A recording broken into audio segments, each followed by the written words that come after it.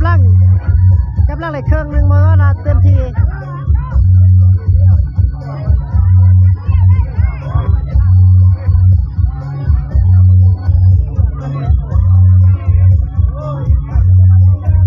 กำลังเคลียร์สถานที่แล้วว่าสั่นว่าทั้งในแอดไลน์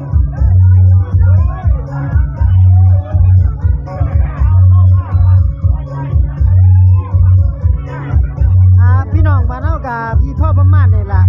ความมวลความซื่นเนาะ